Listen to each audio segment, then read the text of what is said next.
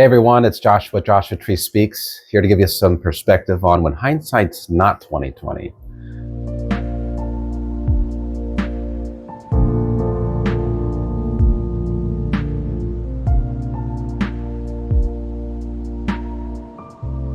So, let's go over a few key points. When we look at a coin, there's heads or tails. In the past, I think just in our processing of what's going on in our lives, or what has gone on in our lives, it's sometimes hard to see what is both sides at the same time. And so we might say that one is good or bad, you pick heads or tails. But I find that typically people, when they're lacking clarity, it's like looking at the coin from this angle. I can't completely see and appreciate the detail that is on the tail side or the head side. I see people weighing on this sort of emotional and mental scale what something means to them, and even in present situations, processing. There's that expression, if I knew back then what I know right now. With hindsight, we can rationalize through our role and the related decisions involved and what did or did not happen, missed opportunities or mistakes, how we judge ourselves as we go back and review these situations. When you're evaluating perhaps a fight with a friend, a family member, a spouse, you might be looking at a coin that's spinning around and it's unclear as to how much is good or bad. And when I say good or bad, it is finding what is a positive, productive judgment on something or someone, or a negative, deconstructive judgment. One is useful, one is not. And by the way, the positive ones do not necessarily mean you're going to feel good about them. You know, there's things that I've done, nearly, I would say everyone has done, that they could have done better. That being said, when you're weighing one side or the other of a given situation, and that is that should you be more stern? Should you be more assertive? Should you be kinder? Should you be more understanding? I believe that we need to be able to appreciate context and the full picture. And that is an active process. Look at the positives, the negatives. A major component to depression is the loss of context. It is a tunnel vision that's created. I see it as, for instance, the light at the end of the tunnel, when typically there's things along the way that are in fact sources of light. Perhaps it's just that you've blinded yourself to them. You're so hyper-focused and fixated on what the problem is that you can't see the things that are good around you, the supports, and maybe just fully appreciate them. And so, sticking to the analogy of hindsight, when we're reflecting on what we did wrong and beating ourselves up over it, we need to be careful. We need to also appreciate that we were not the same person then as we are now. There's a different version of yourself this very day. Is the firmware updated?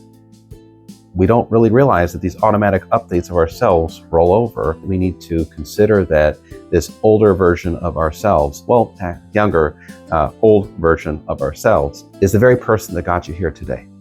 And so we can take accountability for our past decisions, but also that where you're at today, appreciate that you are here today, woken up with another opportunity to make good of what has happened. Take those lessons as blessings and apply them.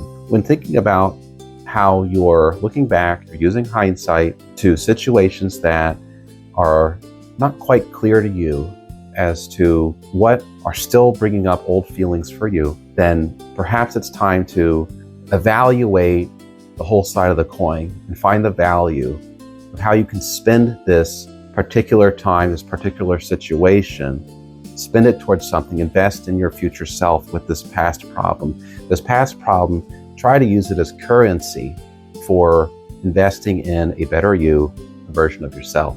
With hindsight, careful hindsight, calculated hindsight, we might be able to better utilize the past as a resource, like renting a book from a library. Don't get those late fees. Gotta put it back on the shelf, bring it back when you're done reviewing some different portion of your past. Study it, research it for the better. And as we consider the present, I think we need to spend time at separate times with how we feel, the pros and cons, the emotional sides to a single situation. I feel this about this, but I'm also torn. I feel also this way about this. Should I stay? Should I go? Is it me? Is it them? And the good times, the bad times, you hear expressions like rose-colored or dirt-colored, smothered glasses, but I think that it can also create this chaotic confusion where we end up stuck and going back and forth, being ambivalent. Certainly ambivalence, not to say that we're complacent with anything. It's a very frustrating on the fence kind of position where imagine you're sitting on a fence, and that would be really uncomfortable, I imagine.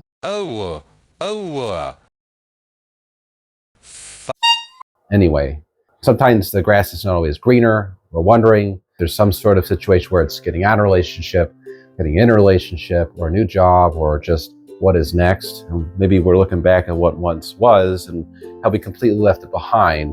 I think just always remember that when you're evaluating what had happened, your role in it, it's hard to keep context completely. And that pace yourself, try to bridge between, try to appreciate the value of a coin wholeheartedly. And that is to say that there's the good, the bad, and just be conscious of how you are trying to make what is the corresponding decisions, and just maybe just solidifying your perspective on what really something was to you. I think there's choice power in that.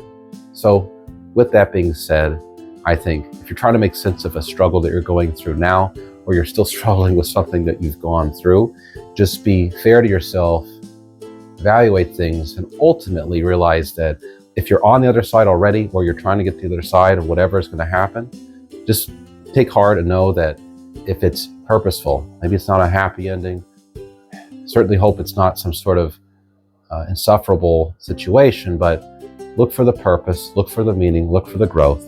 I think with that, maybe in some ways you'll be out ahead and you'll make the most of it. So with that, God bless. I'll see you next time.